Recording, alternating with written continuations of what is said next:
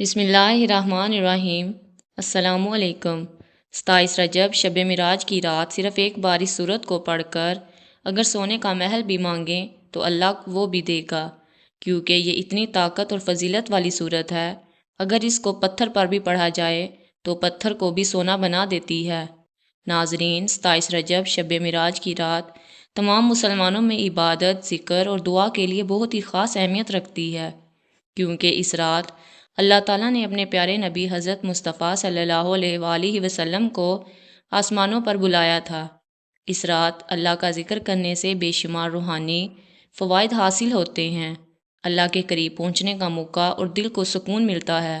سب سے بڑھ کر ہماری دعائیں قبول ہوتی ہیں، حاجات پوری ہوتی ہیں۔ اسی رات قرآن پاک کی تلاوت کرنا بے شمار اللہ کی رحمتوں اور برکتوں کا ذریعہ بنتا ہے۔ انسان کی زندگی میں روحانی سکون آتا ہے، رزق میں برکتیں اور اللہ کی رضا حاصل ہوتی ہے۔ انسان کے دل کو اللہ کی طرف مائل کر کے اس کی روحانیات میں اضافہ ہوتا ہے۔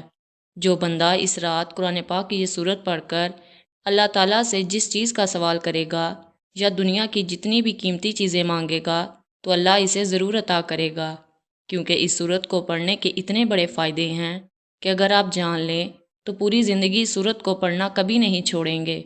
جو بندہ دن میں صرف ایک بار اس سورت کو پڑھتا ہے تو اس میں پورا دن کوئی مصیبت، پریشانی یا آفت نہیں آتی۔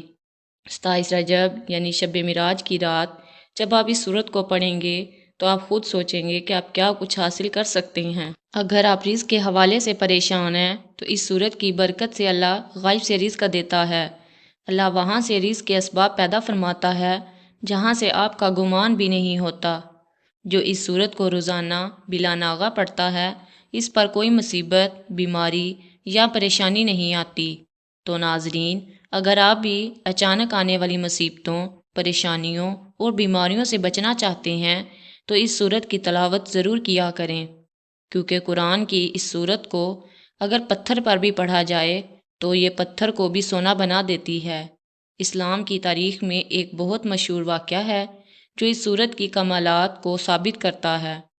اللہ کے ایک ولی کو ایک بادشاہ نے قید کر لیا تھا اور اس سے کہا تھا کہ اگر تم اللہ کے ولی ہو تو اس پتھر کو سونا بنا دو۔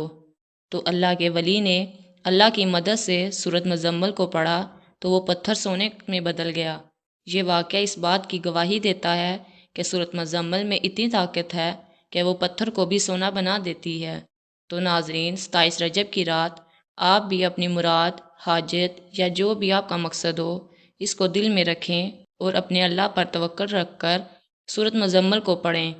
پھر چاہیں اللہ سے سونے کا محل بھی مانگ لیں تو اللہ وہ بھی دے گا۔